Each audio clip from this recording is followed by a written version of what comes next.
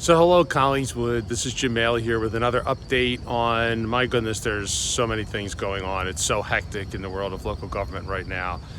As I know, it's hectic for you just keeping up with the events that are going on in the day. I want to thank you for all your perseverance, for all your help, for all your encouragement for the borough. Remember that we still have people in our town that have been affected by this virus. Their families are. We want you to, again, make sure you're taking care of people that you don't usually see, as well as your own families. Let us know if you need any help. Between the borough and Collingswood Cares, we will do what we can to help people. And while all's going on, we know we're still dealing with people that are getting sick. There are fewer of them. Things are improving.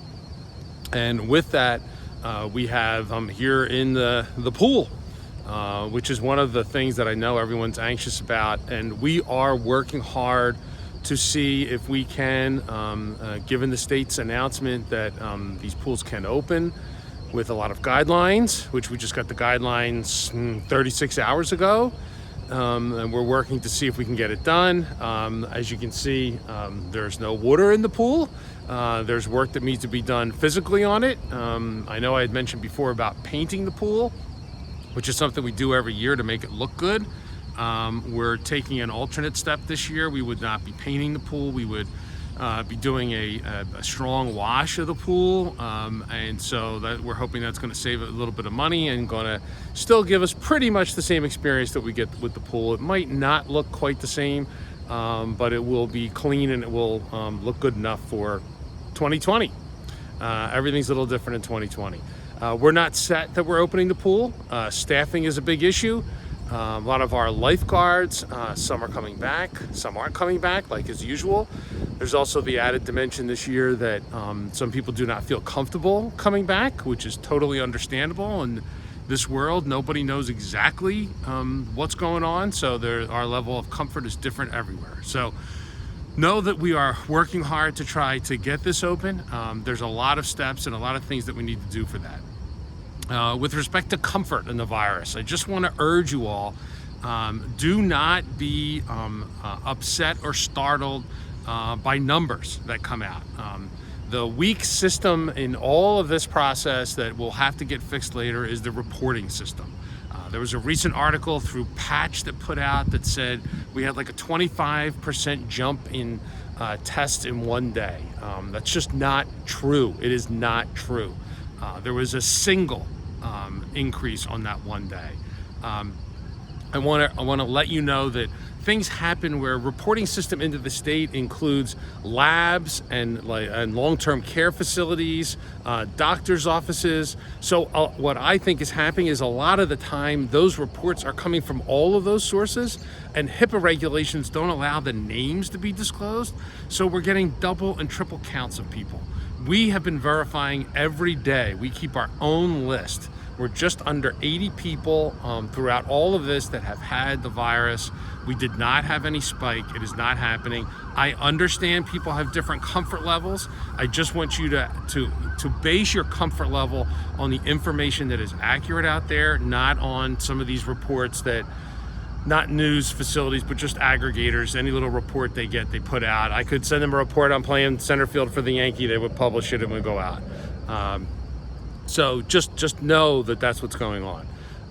With respect to indoor dining, I know there are a bunch of people that have said to us, look, close down Haddon Avenue, just close down the streets and we can have an outdoor. We do it for the Mayfair, so we can do it now. Listen, we have been in constant contact with our businesses throughout all of this. Weekly, we do a call with them. We are talking with them in between those weekly calls. We had a call just last Friday with only the restaurants to go over this once these rules were announced.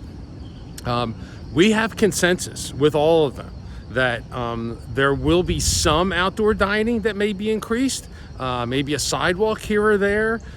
We may divert pedestrians walking into kind of the parking space area, but there won't be a lot.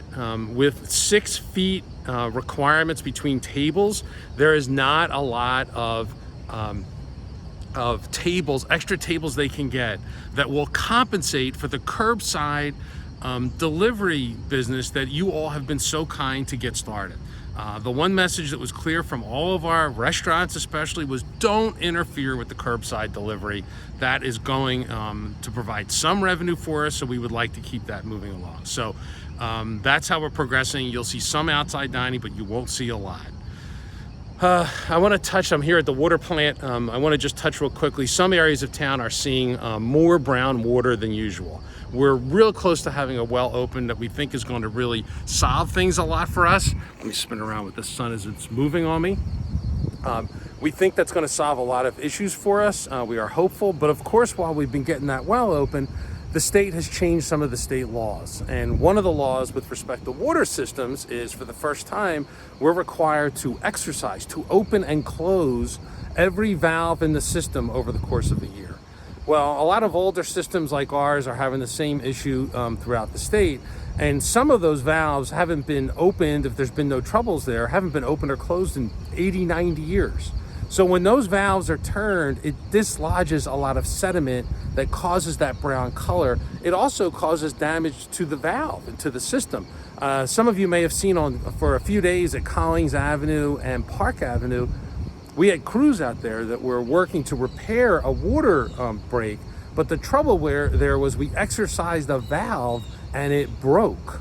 And it was a major main, and so there was a lot of work to be done. So that is an issue going on in the area of Harvard, heading back to Cooper River. We've been having particular issues with sediment in the water.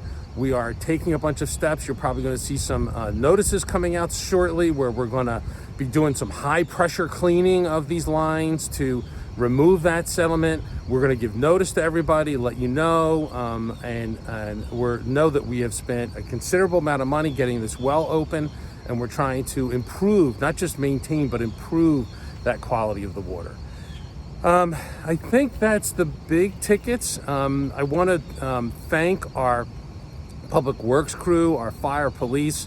One thing I don't know that everyone quite understands is the strain it has put on our manpower. Just one event after another with demands on municipal services, and they have done a yeoman's job in keeping up with that. All of our borough family has worked really hard. Those departments especially have been affected.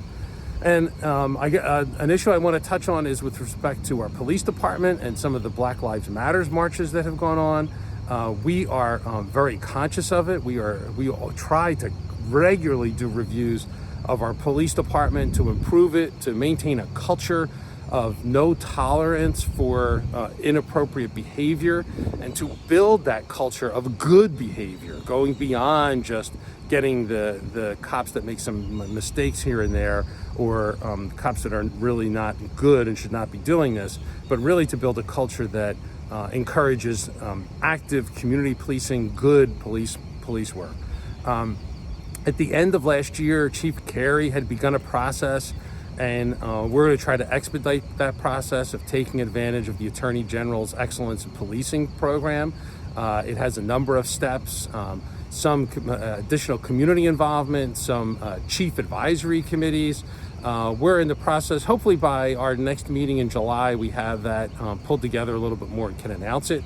I want to thank all of the persons that protested peacefully throughout this. They really did a great job. The organizers did a great job with these events. A special shout out to our high schoolers who organized the Monday afternoon protest. It was, I had the good fortune to be there. It was very emotional. It was handled very, very well. And all the participants deserve our thanks for the way they put that together. We appreciate it greatly how they helped raise our consciousness in a peaceful way and in an important way to really get, as a local government official, to get us to take a look and to take some action to try and ensure that we're protecting everyone's lives equally. So if you have any questions or comments, don't hesitate to contact us. It's early in the morning. It's going to be a great summer day. Hopefully we'll be able to start having some more summer activities. I'll add to you that the 4th of July, we have canceled some of the events. We're still debating about fireworks. We're hearing more and more that pretty much every town around us is canceling them. That is a factor that weighs on us as we think about how to do this, because it will just mean our town would be pandemonium that night. So we're looking at it all. We'll try to get blast out as regularly as we can to let everyone know. Thank you for your help. And whatever 2020 brings us in this summer, it's still summer. So enjoy it with your family.